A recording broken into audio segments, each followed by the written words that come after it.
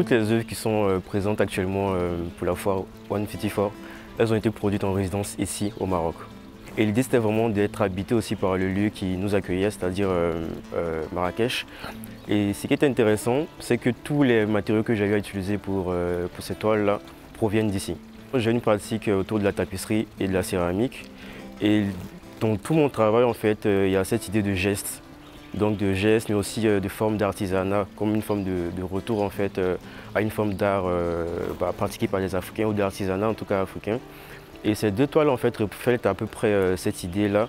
La première qui s'appelle Sous le soleil par exemple, c'était vraiment ma première toile lorsque je suis arrivé ici. Et c'était aussi l'impression que j'avais de cette ville. Bon, en tout cas, premier contact en tout cas avec cette ville-là, c'était j'étais vraiment étonné par le nombre de chevaux que je voyais, les calèches, mais aussi le soleil tout court en fait, de cette ville. On peut constater qu'il y a un cheval qui carrément crache du feu à cause de cette chaleur-là et une personne qui monte dessus. Après, au niveau des patterns, c'est vraiment inspiré des motifs un peu berbères utilisés dans les tapisseries, en tout cas ici au Maroc. De façon symbolique, on a deux personnes qui encadrent en fait des êtres qui sont en dessous, qui sont sans tête. Et le truc c'est qu'on ne peut pas avancer sans tête. De façon symbolique, on ne peut pas avancer sans tête, c'est impossible.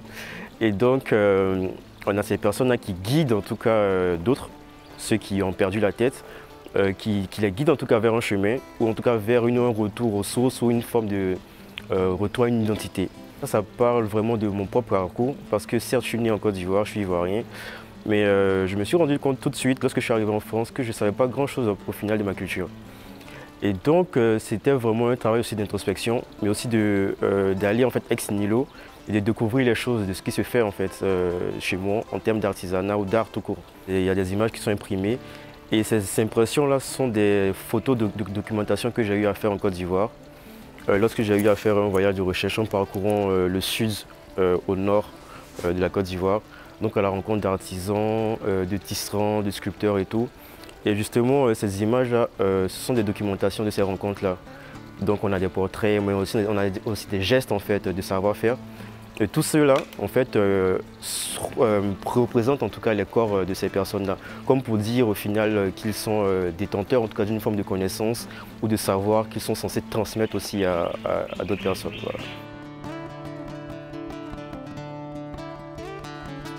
L'élément déclencheur, en tout cas, c'était de savoir en fait d'où je viens et qu'est-ce que en fait j'ai manqué au niveau justement de cette idée de transmission là. Et tout mon travail en tout cas est parcouru par des voyages de recherche, des rencontres autour d'artisanat ou de savoir-faire, mais aussi il y a cette idée d'héritage et de transmission, de comment les choses sont transmises, à quel moment en fait la rupture a été faite. Et je pense que c'est un peu ça qui unifie plus ou moins mes pratiques et mon parcours vraiment. C'est cette idée d'hybridation en tout cas et de superposition en fait, de lieux, d'espaces et de matières. Voilà. De façon beaucoup plus générale, c'est de pouvoir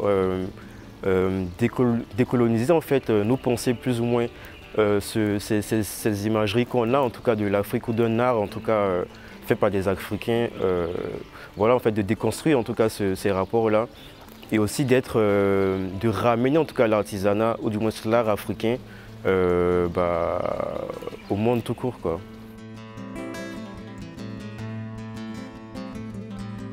J'ai été beaucoup influencé par François Fanon, notamment au niveau du langage, lorsqu'il parle du langage et qu'il dit en fait que celui qui détient le langage détient le pouvoir. Et c'est tellement fort en fait parce qu'on constate, bon lui-même il le dit, celui en fait qui fait sienne la langue de l'autre détient aussi l'univers ou du moins la pensée de l'autre parce que ça renferme en fait un corpus.